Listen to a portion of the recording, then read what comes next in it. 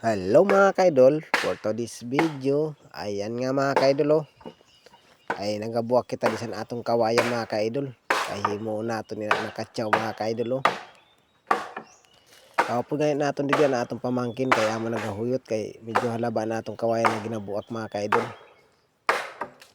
Kaya ang pamangkin naton dan para huyot Sige nga na atong pamangkin sin dingi siya kay natalbuan daw siya sa ati mga kaidol. Tayo mga kaidol. Ayan. Kaya mga nila mga kaidol, di na natin gindaritso, di na lang natin ginkuan sa baba. Yan. Ato na lang pipirsahon na para mabuak lang mga kaidol. Ayan. Kaya ginapirsa ko ay di daw. Aso matugas kayo da mga kaidol man ang pag kuan ay gibuligan nga ako dahan akong pamangkin para mabuak na naman ada na buak man namon mga kaidol. Ay ginabuak-buak kay nato da mga kaidol. Yan, kita amin ang pagabuak di sa amon mga kaidol. Umpisan mula sinjo tayo na kuan nabuak tas imo na lang kamuton para mabuak diretso. Amon na di na amon pagabuak mga kaidol sang kawayan Amon na pagabuak di mga kaidol. Ay ako nga na pamangkin ay sige kita lang da mga kaidol kay say ko da ka masamad ka san kawayan. Ay nagabulig-bulig gani man da siya kay para kay mahigo sa mga na bata baga. Adi di gani mga kaidol ay amongan ililinisan ko na didaan ko an mga bukos ang kawayan tas sa gilid doon para di makasamad sa tao kung sakali maghuyot sang kawayan. Pag di mo pa na mga idol gilinisan ang gilid doon tapos pag sa gilid mo dida masasamad ka sa gilid.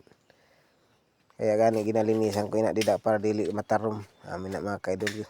Isabay ko na dambo ko pag linis-linis kay para may man kitaon mga kaidol pag magtakod na sana. Mga kaidol yan. Dinisan naton da si maayo inan aton kuan kay para dili man kuan kita inan dili man baya samad tas maayo man kitaon an kuan kawayan pag makatakod na pag nalinisan naton mga kaidol. Adi di mga kaidol ay makakuha na kita da mga kaidol, mapako na kita sa taasan kawayan.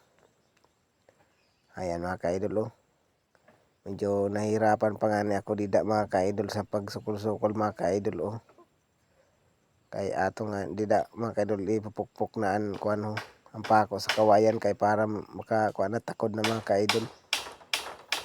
Amin na mga kaidol didi ang buhay namon sa bukid mga kaidol Dida ka ginapako ko gihapon dida mga kaidol para dili makatakdag. Saan nagahuyot dida mga kaidol ang pamangkin ko gaya na nagahuyot dida sa baba kaya dili na nagahiwag-hiwag mga kaidol. Didi nga ni mga kaidol ay makuha naman kita usan para naman aton ipako naman utro sa susunod na pakuan mga kaidol. Yan. Dida nga ni ay na paabot sa akong pamangkin dida kaya dili nakadaretso ang pagkakuan. Yan. Ay dida gani mga ka-idol kaya ada naman ipapako ko na naman na dida mga ka-idol. Namin na mga ka-idol. Ay dida gani ginapako ko naman na nakikita man yun na nagapukpok ako da mga ka-idol. Yan. Napupuk ko da martian pako para naman makakabit kita da sang sa kawayan na hinahimo nato nakatsaw mga ka-idol. Ay di gani makuha naman kita da usad kay para naman makadagdag naman dito. Naamo gani na mga ka-idol. Ang ginakita-kita ko gani dida kay ang punta gali ato sa baba kaya gibaliskad ko anay dida mga ka-idol Yan. Ibaliskad ko kay para puno adto sa baba para maayo kitaon mga ka-idol. Ayan.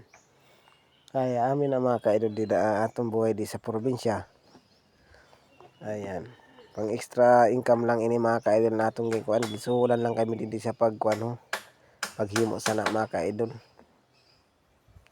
Ay di ay idapukpok ko na naman da mga ka-idol para naman mahumanta na dahil ni pagbutang ng katsaw mga ka-idol.